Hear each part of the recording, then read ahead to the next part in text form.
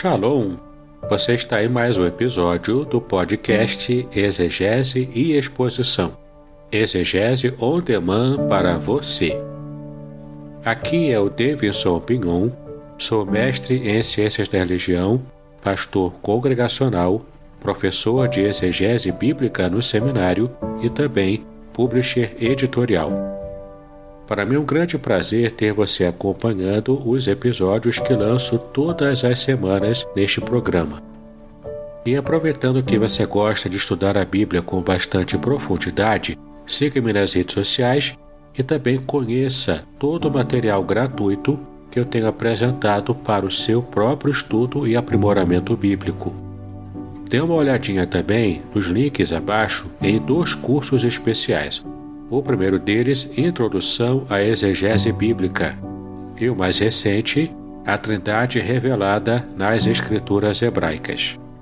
E no episódio de hoje você poderá acompanhar uma mensagem muito especial que trará grande enlevo espiritual para a sua vida.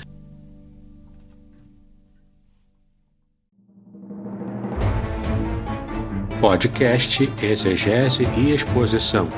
Exegese on demand para você.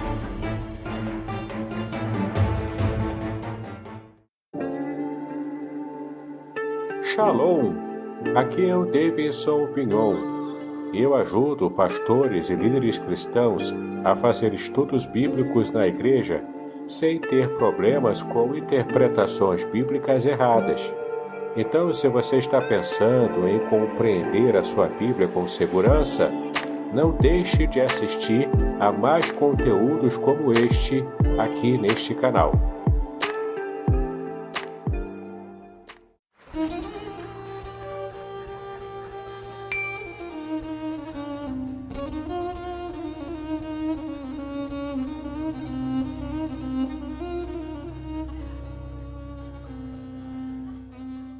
Shalom! Quero falar sobre o livro Revelações Originais do Salmo 23. Nesta obra, o reverendo Davidson Pignon nos convida a minerar pepitas de ouro escondidas no rico solo do Salmo 23. Todo livro é melhor compreendido em seu idioma original, em sua época original e em seu local original. Estamos distantes dos 3 no que diz respeito à Bíblia. Assim como o pastor guia as ovelhas, o reverendo tomará pela mão e o guiará em todo o trajeto para entender o Salmo 23 com todas as suas nuances que, infelizmente, se perdem em português. Numa época onde se tenta falsificar o sentido das escrituras utilizando os idiomas originais, o reverendo Pignon nos traz uma tradução correta do Salmo, e uma interpretação sóbria, sem exageros dos termos em hebraico que sofrem prejuízo na tradução para a língua portuguesa. Coisa horrível é comprar bijuteria pensando ser joia rara. Aqui não é o caso.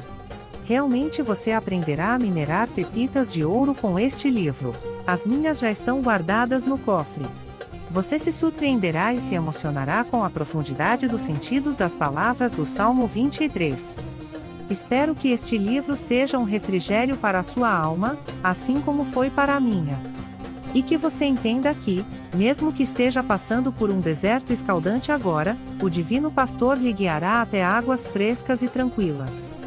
Assim, para ter uma boa leitura, acesse o link na descrição.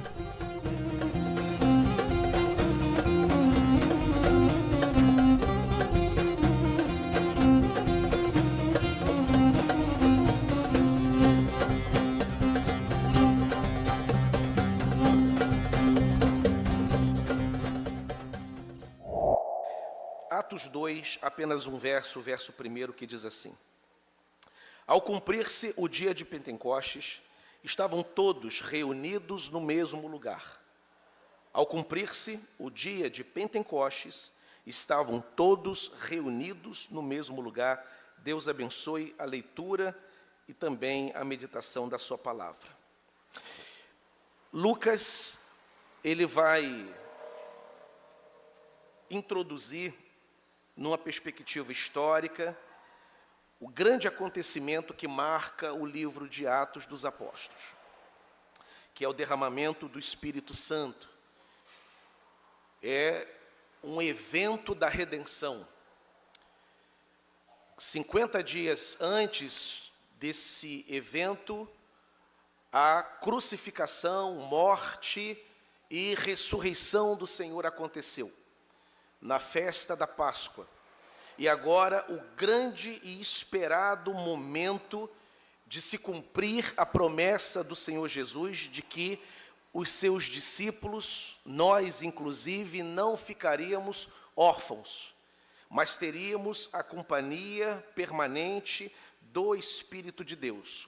O capítulo 2, ele fala exatamente desse momento e do cumprimento dessa promessa do derramamento do Espírito Santo. E Lucas vai apresentar isso, ele vai expor esse acontecimento. E ele começa chamando a atenção para a cena onde aquele grande evento aconteceu.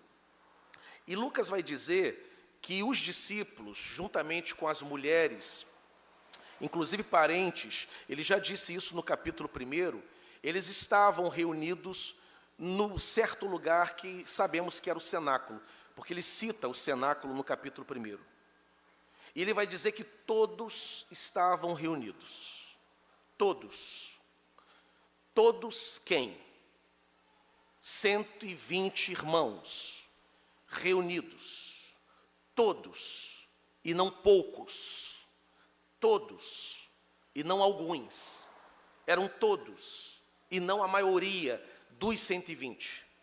Não era alguns entre os 120 irmãos. Não era um grupo seleto entre 120 irmãos. Não eram os mais interessados entre os 120 irmãos. Eram todos que estavam ali reunidos. Não havia um sequer que estivesse fora do propósito daquela reunião que estava acontecendo no cenáculo. O texto é claro, todos, não a minoria, também não a maioria, novamente, não alguns, não os mais interessados, não os mais quebrantados, não os mais piedosos, não os inclinados à oração, não. Eram todos, dos 11 que permaneceram, com Matias que entrou no lugar de Judas, com outros mais de 100 irmãos, entre mulheres, incluindo Maria, incluindo a parentela do Senhor Jesus, que é mencionada no capítulo 1. Todos estavam ali, evidenciando, portanto, uma unidade intensa daquela comunidade. Era uma unidade intensa, era uma unidade viva, com que os discípulos estavam experimentando naqueles 10 dias. Jesus havia ascendido, retornado, e ele ordena que eles permanecessem em Jerusalém, até que do alto fossem revestidos de poder. E entre essa ascensão e o derramamento do Espírito Santo passaram 10 dias. E eles estavam ali, todos aguardando o cumprimento daquela promessa. Já viviam, portanto, antes de receberem a bênção do derramamento do Espírito Santo, já estavam recebendo e experimentando a bênção da unidade, a bênção da comunhão, a bênção da união, a bênção da harmonia. 120 pessoas, certamente, pessoas de biografias, com biografias absolutamente distintas, com perspectivas e horizontes também distintos, cada um olhando para o Senhor, cada um com a promessa específica, porque certamente tinham as promessas gerais que o Senhor derramaria sobre toda a humanidade, incluindo e especialmente a igreja que se formaria, as bênçãos que são coletivas, que são para todo o povo, mas havia também as promessas específicas, cada um ouviu, cada um esperava algo da parte do Senhor. Ali, com 120 pessoas diferentes, você tem de tudo. Você tem gente madura, você tem gente imatura, você tem gente avançado em idade, você tem gente mais jovem. Entre os próprios discípulos você vai ter. Há uma diferença ali de temperamento. Você tem Pedro, você tem Tiago e João, que não eram fáceis. E você tem gente de temperamento mais dobre. João, por exemplo, era o mais afetuoso e o mais jovem entre os discípulos. Era muito jovem. E tinha aqueles com longura de dias, como era o caso da própria Maria, mãe do Senhor Jesus. Jesus parte com 33 anos. Maria, uma adolescente, quando ela é engravida, 40 e poucos anos, 50 anos talvez, jovem. Pessoas distintas, pensando diferente, com pontos de partida completamente diferentes, também vivendo diferentes estágios da vida, porque ninguém se encontra numa igreja no mesmo estágio, no mesmo momento, níveis culturais e socioeconômicos também diferentes. Você tem ali pescadores, pequenos empreendedores, e você tem servidores públicos, como era o caso de Mateus, muito bem remunerado pelo Império Romano, um servidor público, uma espécie de fiscal de imposto de renda. Tem de tudo naquele grupo. São diferentes, mas eles estavam reunidos, eles estavam todos juntos e estavam experimentando a bênção daquela unidade, a bênção daquela união. Nós devemos estar atentos, irmãos, como eles estiveram, de que uma das bênçãos que nós recebemos quando somos chamados por Deus a fazer parte do seu povo, fazer parte da sua igreja, é receber essa bênção de gozarmos dessa unidade, dessa união com a igreja. É um dos presentes que Deus nos deu, quando entregamos a nossa vida para Cristo, de desfrutarmos dessa unidade uns com os outros, dessa harmonia uns com os outros. E existem bênçãos que só são derramadas no meio do povo de Deus. Salmo 133, que é um salmo que celebra a união, celebra o ajuntamento, diz que Deus ordena no ajuntamento a sua bênção e a vida para sempre. É o último versículo do Salmo 133. Deus ordena a vida e a bênção ali. Há bênçãos que eu recebo do Senhor a despeito do ajuntamento do seu povo. E há bênçãos que eu só recebo se eu estiver vinculado ao seu povo, ligado ao seu povo. Os discípulos estavam, portanto, desfrutando dessa unidade, dessa união. Lucas vai descrever no próprio capítulo 2, a partir do verso 42, que a igreja, ela perseverava na comunhão, além de perseverar na doutrina e além de perseverar na oração. E quando Lucas descreve que a igreja perseverava na comunhão, é interessante porque havia riscos para essa comunhão.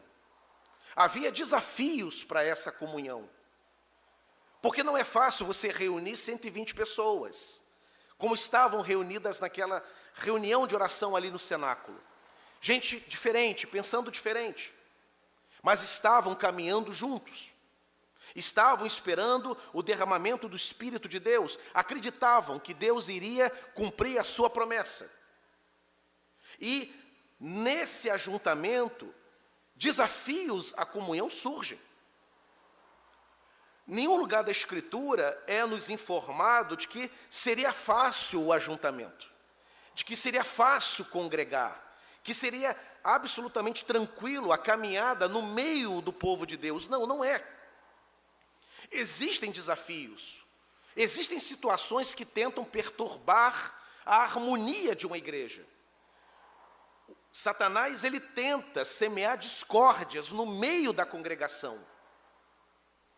E é função da igreja, é função nossa, lutarmos para que sempre que essa unidade estiver ameaçada por alguma situação, combatê-la e extirpá-la do nosso meio, porque é da vontade de Deus e é uma das bênçãos de Deus a igreja gozar de harmonia, a igreja gozar dessa unidade. Alegra o Senhor, glorifica o nome do Senhor, uma igreja unida, uma igreja que caminha junta, uma igreja onde todos estão ali debaixo de um mesmo propósito.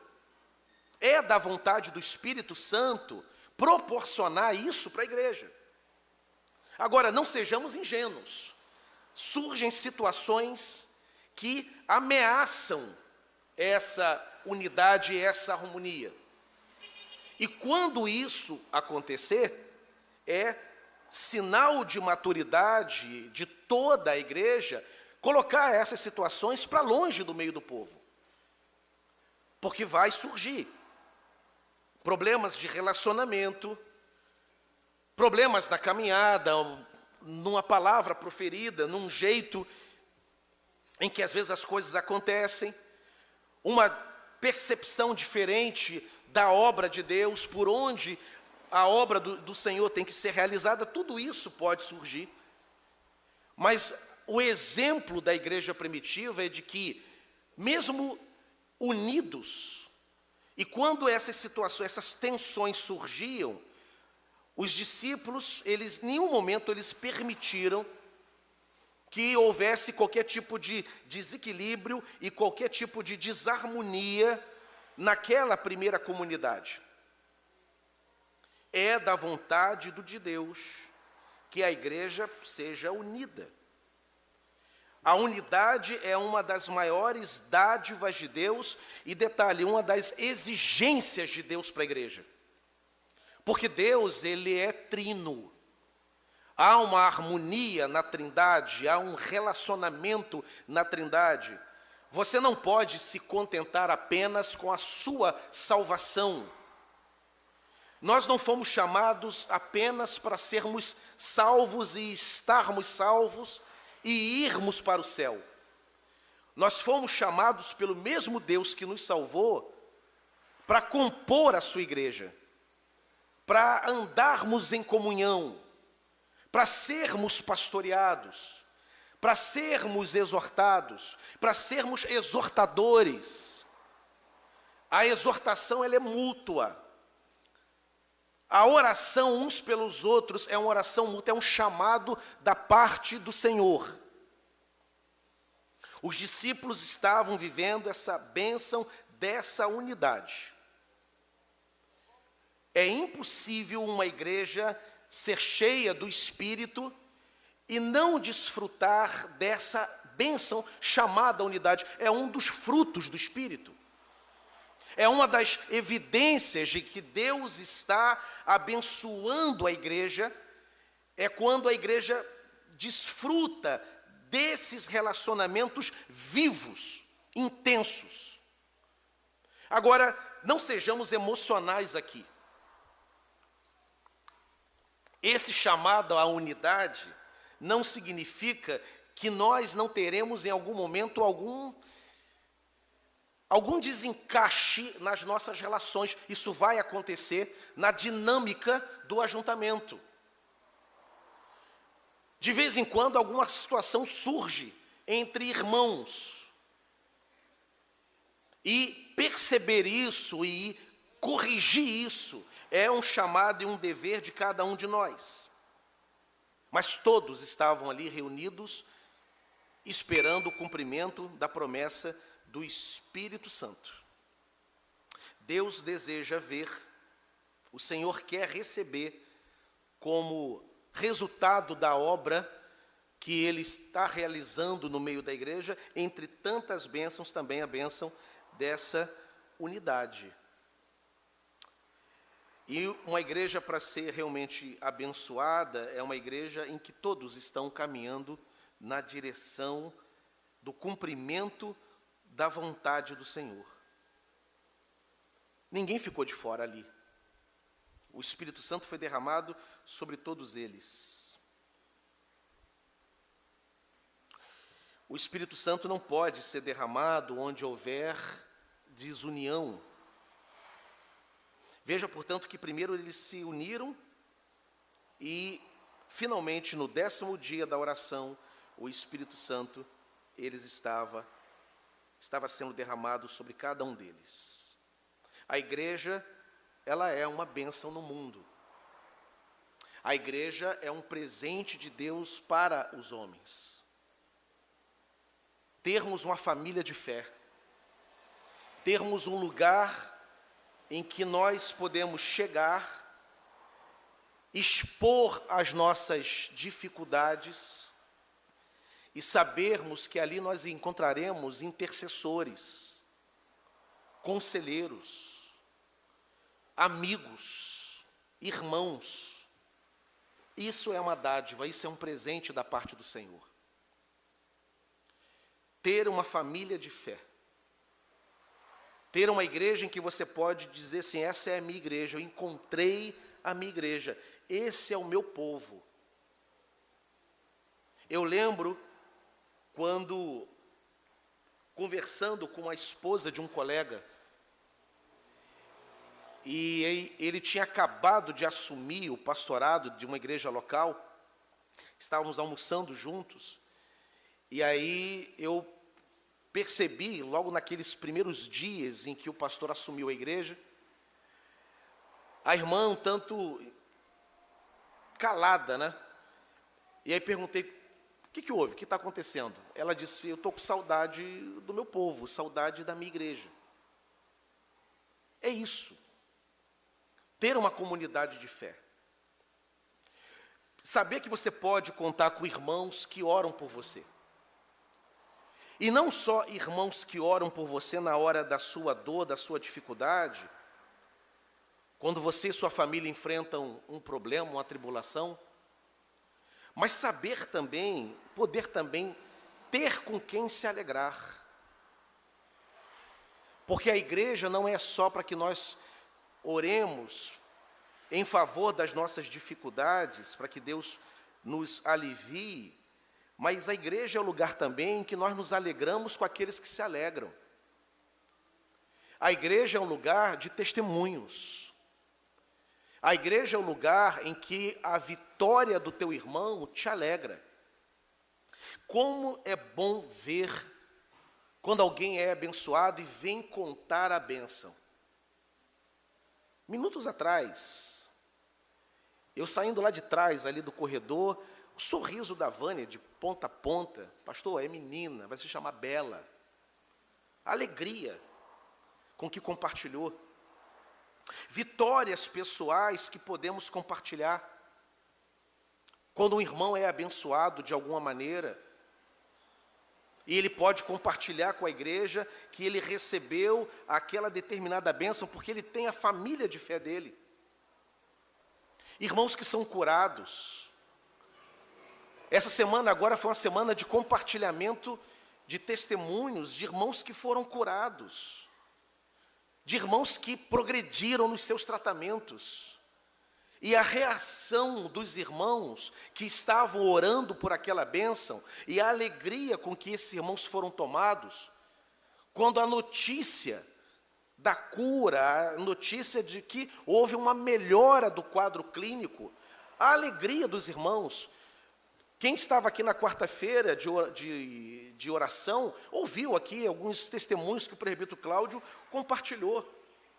Eu lembro na semana anterior, onde as primeiras notícias de cura na igreja começaram a chegar, e permita-me, presbítero Cláudio, usar a expressão que você usou.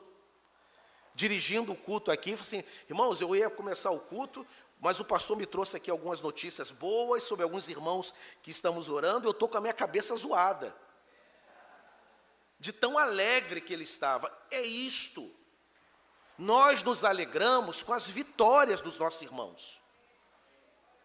É uma bênção orarmos por quem precisa, e é uma bênção quando a notícia chega, olha, fui curado, olha, meu casamento melhorou, olha, a minha casa eu consegui comprar, olha, o meu emprego, a porta se abriu. Nós temos orado, inclusive, por um determinado irmão, insistentemente, para que a porta seja aberta. E quando a porta for aberta, a notícia, a alegria. Temos orado aqui por mães, por mulheres, para que o ventre seja aberto. Eu imagino quando essa notícia chegar. A igreja é uma bênção. Ela é um lugar de intercessão, de súplica, onde os problemas são colocados. Não há, nunca se envergonhe de você compartilhar dos seus problemas. Esses dias agora, me chegou aqui uma determinada situação, e no texto que me foi enviado, me desculpa, constrangido por estar expondo. Meu irmão, não tem constrangimento nenhum. A igreja é para isso. Nós estamos aqui para nos envolvermos uns com os outros. E o seu problema não é mais só seu problema. Você foi chamado por Deus a fazer parte de uma comunidade. Nós somos irmãos. A tua luta passa a ser minha luta. As minhas, seja bem-vinda a elas, passam a ser suas. Ninguém mandou entrar aqui. Compartilhar das lutas são nossas.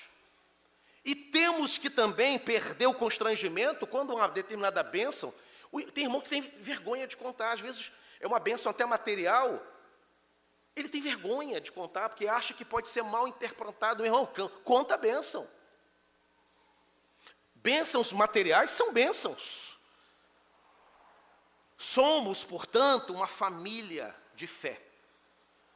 A luta de um pai, de uma mãe com seus filhos, quando ele entra para a igreja, agora ele tem uma família de fé que vai lutar. E como é bom saber disso, que alívio. Como é bom sabermos, irmãos, que o nosso nome está sendo colocado diante do Senhor, por pessoas que até meses atrás sequer sabíamos o nome, e agora são nossas irmãs, são nossos irmãos em Cristo. Essa harmonia, essa unidade, é uma dádiva do Espírito para a igreja. É um presente que Deus nos dá. E a igreja estava ali, aqueles 120 irmãos já vivendo essa unidade mesmo antes do Espírito ser derramado. Imaginemos então depois. Todos estavam juntos, reunidos no mesmo propósito. Isso não significa anulação da tua identidade, não significa anulação da tua personalidade. Você é você e eu sou eu. Pensaremos diferentes em muitos pontos, em muitos aspectos, mas estamos juntos naquilo que é o propósito principal, que é ver o reino de Deus avançar e o nome do Senhor ser glorificado entre nós. Uma segunda lição que esse verso ensina. Lucas vai dizer que eles estavam reunidos, todos juntos, e juntos aonde? Não é isso? Ao cumprir-se o dia de Pentecostes, estavam todos reunidos no mesmo lugar. É o que o verso diz. Mesmo lugar. Qual lugar? O capítulo 1 responde essa pergunta. O lugar é o cenáculo, uma espécie de um mezanino. Era um espaço grande, assim, apropriado para reuniões com muita gente, e ficava em Jerusalém. E por que eles estavam ali em Jerusalém? Porque eles receberam uma ordem do Senhor. O Evangelho de Lucas, capítulo 24, verso 49. O Senhor vai dar uma ordem bem clara, antes dele retornar para a glória. Permaneçam em Jerusalém, até que do alto vocês sejam revestidos de poder. Permaneçam em Jerusalém, até que do alto vocês sejam revestidos de poder. Em outras palavras, o que o Senhor está dizendo é: não saiam por aí pregando, por enquanto. Vocês não têm condições. Não tentem encarar os demônios, vocês vão ser surrados pelos demônios. Vocês não foram ungidos ainda. Não tentem realizar a minha obra, vocês não têm condições ainda. Vocês precisam ser capacitados pelo Espírito Santo. Vocês precisam ser cheios do Espírito. A minha obra nada tem a ver com inteligência, com cultura, com capacidade econômica, com inteligência, com boa vontade, com iniciativa, com empreendedorismo, não tem nada a ver com isso. A minha obra tem a ver com unção do Espírito.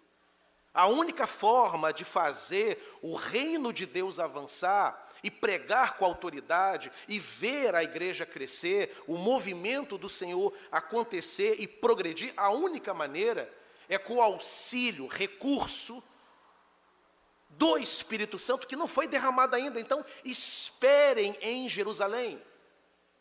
Aguardem o Espírito Santo ser derramado.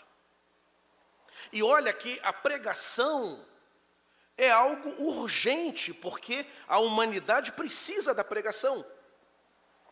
Os homens precisam ouvir o Evangelho. Certamente naquele grupo de 120 tinha gente extremamente desejosa de explodir numa campanha evangelística, de dizer que Jesus ressuscitou. Não é essa a mensagem? Não é da vontade de Deus que realizemos as suas obras? Era da vontade de Deus, certamente, era da vontade de Jesus, mas sem o Espírito de Deus não teriam a menor condição.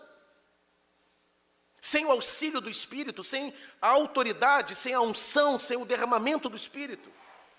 Então o Senhor diz: olha, fiquem em Jerusalém, guardem, segurem a vontade de serem fiéis na evangelização. Aguardem um momento oportuno, aguardem um momento apropriado. E diz o texto que eles então voltaram de onde estavam, da cena da ascensão, e voltam e entram no cenáculo e lá ficam orando, durante 10 dias. Bem, já que nós não podemos pregar, não podemos expulsar demônios, não podemos ir nas vielas para curar os enfermos, não podemos orar pelos leprosos, as demandas estão aí. As demandas sociais, psicológicas, espirituais, conjugais, as enfermidades para serem curadas, as necessidades do povo estão aí. E o Senhor sabe disso. Mas Ele não quer que nós nos envolvamos com isso por enquanto, porque nos falta algo.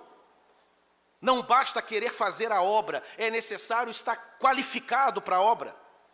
E essa qualificação virá quando o Espírito Santo ungir, for derramado. E o Senhor prometeu, o ajudador, prometeu aquele que seria enviado. Ele mesmo disse: eu rogarei, eu voltarei para o Pai, e quando eu estiver com o Pai, tendo cumprido a minha missão, porque eu vim e retornei, eu rogarei ao Pai, e Ele vos enviará o Espírito Santo, e o Espírito Santo vos guiará a toda a verdade. Era uma promessa. Os discípulos, então, estavam ali em Jerusalém, aguardando esse revestimento prometido. O que Lucas está nos informando é que aquela comunidade de discípulos, aquela comunidade obedeceu. A obediência ao Senhor é um dos caminhos para sermos abençoados pelo Senhor. O próprio Senhor disse no primeiro livro de Samuel, capítulo 15, verso 22, obedecer é melhor do que sacrificar. E quem ouve essas palavras é ninguém menos que Saul. E essa palavra é proferida num contexto dificílimo para Saul. Ele recebe uma ordem de entrar na região dos amalequitas e detonar todo mundo. E ele não faz. Saul preserva gado, preserva boi, preserva ovelha.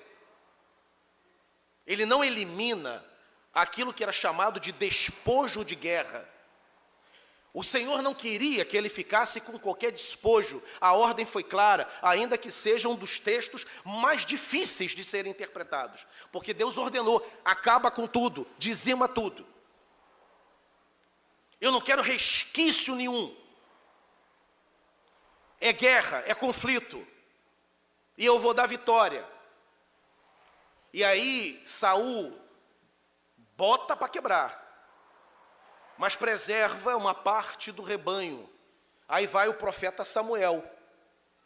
E aí o profeta Samuel chega para ele e diz assim, ele está escutando o mugido dos bois.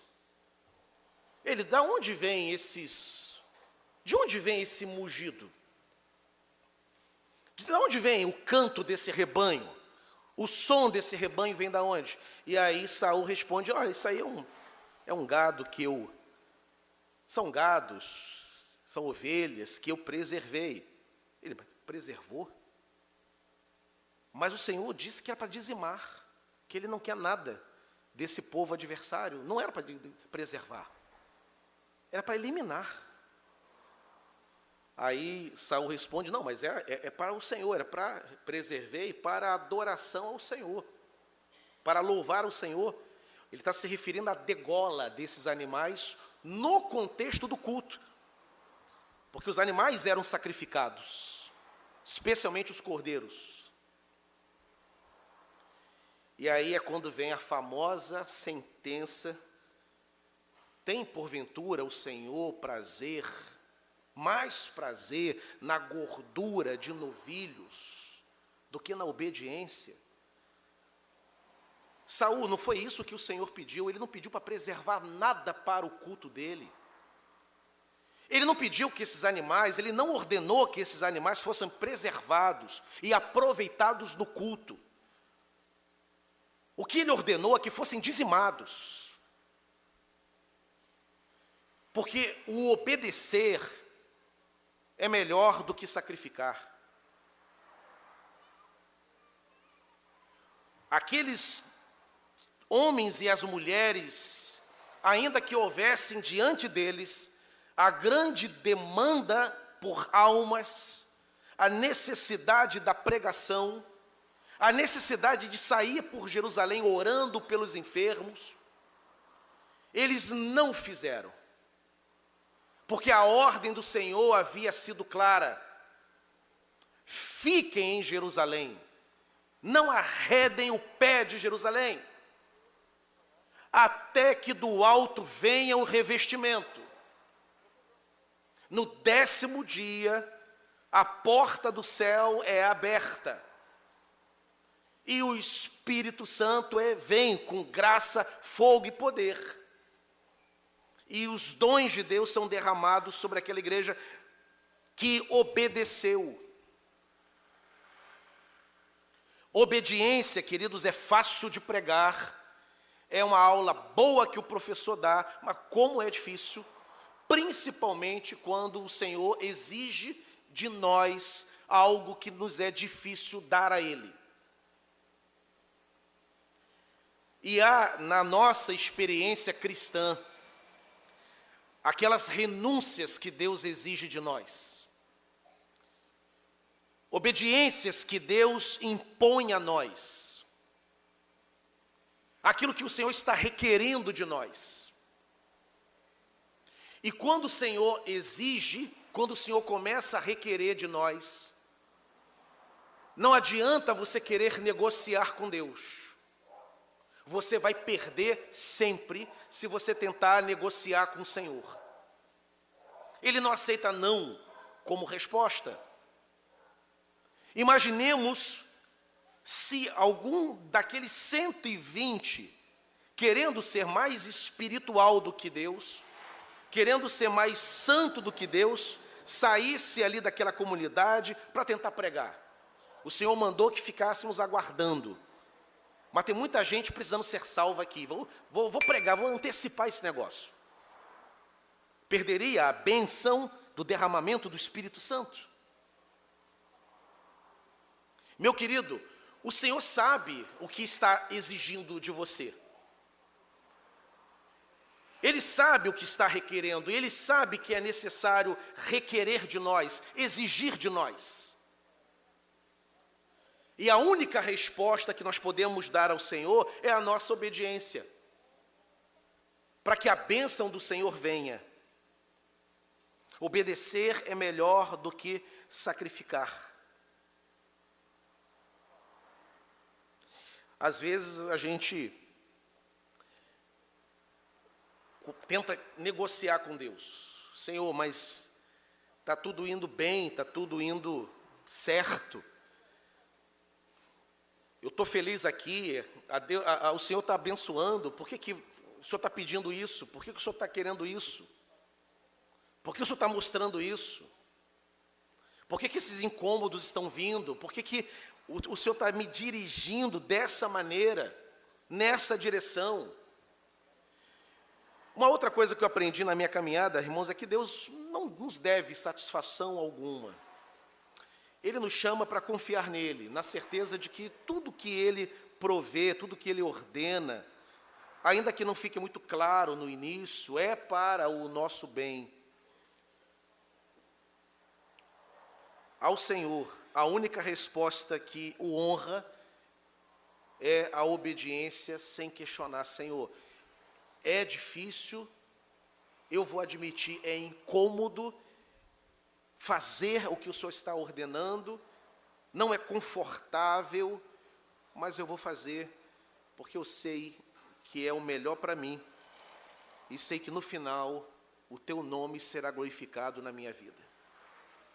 Obedecer ao Senhor, aqueles irmãos estão ali, obedecendo, permanecendo em Jerusalém, mesmo que não, ficar aqui parado, orando o tempo todo. Lá fora tem gente que precisa ser salva, vai que morre alguém daqui a 2 dias, como é que fica a morte dessa pessoa sem ouvir o plano de salvação? E a gente sabe, né, que Jesus morreu, a gente não tinha que estar lá fora.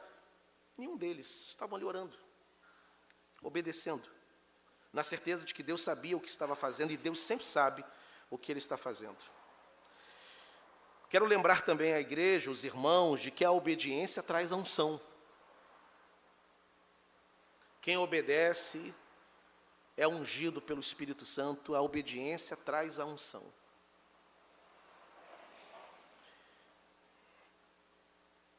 Para terminar, esse texto também fala de 2 outras situações.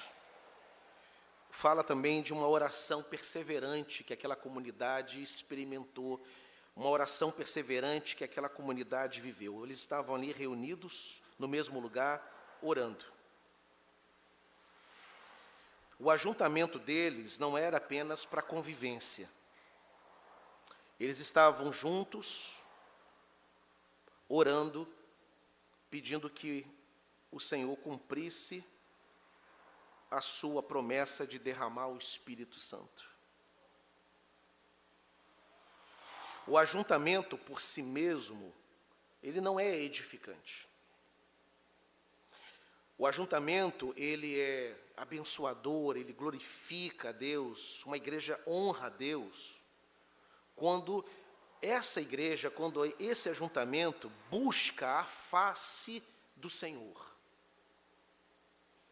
Quando Deus é procurado, quando Deus é alvo das orações, quando o Senhor é amado de tal maneira em que nós ansiamos pela presença dEle.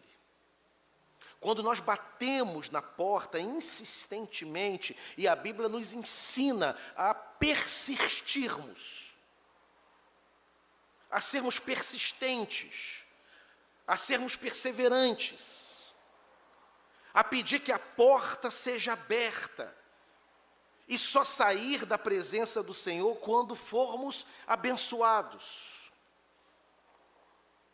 Há orações e orações, mas há orações que alegram o Senhor, que é aquela oração persistente, perseverante. E aqueles irmãos estavam ali, no domingo, na segunda, na terça, na quarta, na quinta, e não havia nenhuma garantia de que Lucas é quem informa para a gente que aquele período de oração durou 10 dias. É Lucas que apresenta essa contagem. Eles não sabiam que no 10º dia o Espírito seria derramado. Mas eles estavam orando. Ah, Senhor, eu não sei quando que o Senhor vai ouvir a minha oração. Eu não sei quando a bênção vai chegar. Eu não sei quando a cura será promovida. Eu não sei quando a porta será aberta. Mas eu vou ficar aqui, na tua presença, até o Senhor promover o bem que eu estou esperando. Eu vou ficar aqui, aguardando o momento em que a ordem do alto da tua glória for liberada em meu favor. Eu vou ficar aqui, orando. Orando a despeito de qualquer diagnóstico, orando a despeito de qualquer acontecimento, orando a despeito de qualquer palavra desanimadora, orando a despeito de qualquer evento contrário. Eu vou ficar aqui. E se nada acontecer, parecendo que o Senhor não está ouvindo, eu continuarei esperando. É isso que a Bíblia ensina e é isso que aqueles irmãos ensinam. Eles estavam ali, orando, aguardando que Deus cumprisse a sua promessa. Há irmãos com experiências de oração que lutaram noites inteiras pedindo que Deus abençoasse. Que oraram períodos inteiros. Alguns irmãos oraram anos por anos, pedindo que determinada bênção fosse concedida. E a boa promessa do Senhor é de que em algum momento a porta é aberta e Deus abençoa. Deus ouve orações. Deus ama quando o seu povo persevera. E persevera mesmo que não tenha sinais de que tem alguma coisa acontecendo. E tem períodos assim, que você ora e nada. Eu fico imaginando aqueles irmãos. Bem, ele ordenou, né? Ficai em Jerusalém, até que do alto sejamos revestidos. Estamos aqui. Passaram 24 horas, nada.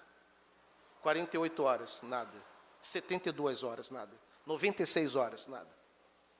100 horas, nada. E ali? Não arredaram enquanto a porta não foi aberta. Esse é o chamado do Senhor para nós. De crermos que Ele tem poder para realizar qualquer situação, qualquer aspecto da nossa vida. E se Ele ainda não fez, irmãos, aguardemos no Senhor, louvado seja o seu nome. Ele é dono do tempo, da ocasião, do cenário. Mas, Senhor, está demorando, continue, até o Senhor te dar. A Bíblia não nos chama para jogar a toalha. A Bíblia não nos incentiva em nenhum momento em desistir. Há um chamado na Escritura: confiar no Senhor até o momento em que o Senhor toma, eu te dou. Chegou o momento, chegou o dia da redenção da tua família, o dia da cura da tua enfermidade, o dia da alegria chegou, o dia da maternidade chegou, o dia do emprego chegou, da promoção chegou, o dia do alívio chegou, o dia da salvação chegou.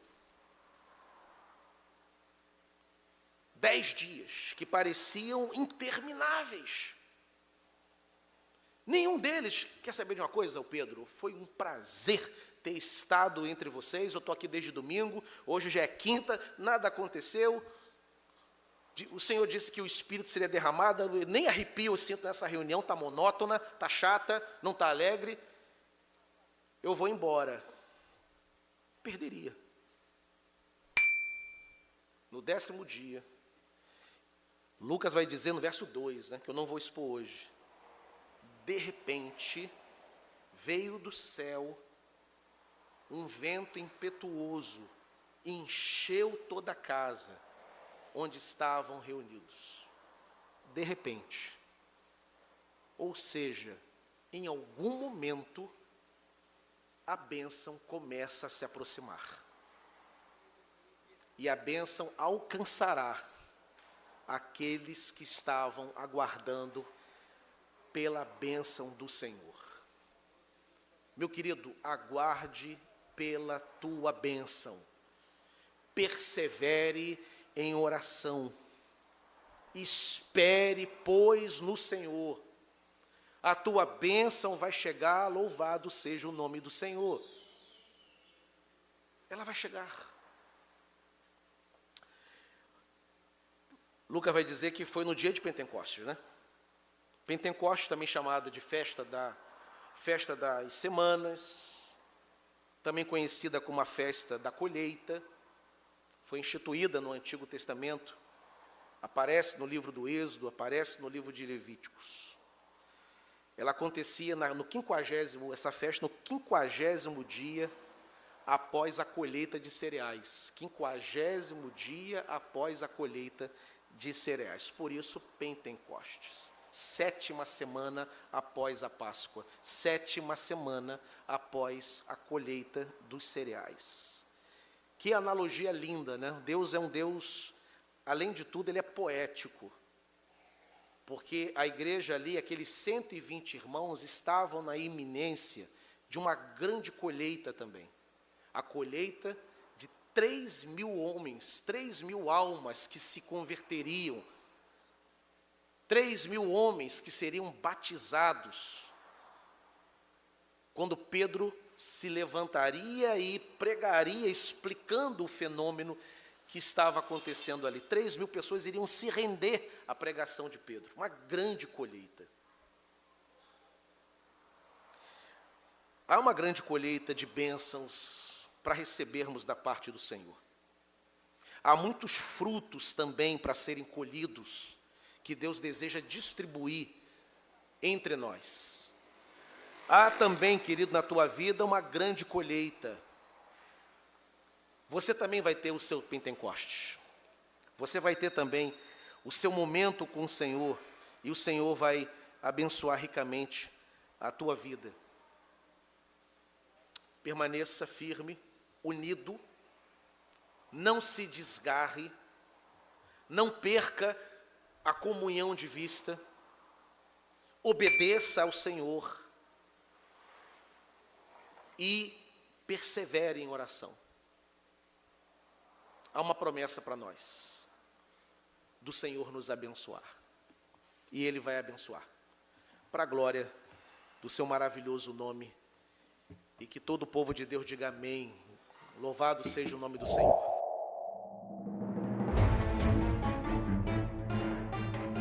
Muito bem, agora eu gostaria de ver a sua participação. Entre em contato comigo, compartilhe a sua experiência comigo e quem sabe até se você enviar em formato de áudio, eu possa aproveitar a sua experiência para apresentar no próximo episódio do podcast Exegese e Exposição. Eu sou Davidson Bignon e eu ajudo pastores e líderes cristãos a fazer estudos bíblicos da igreja, sem terem problemas com interpretações erradas.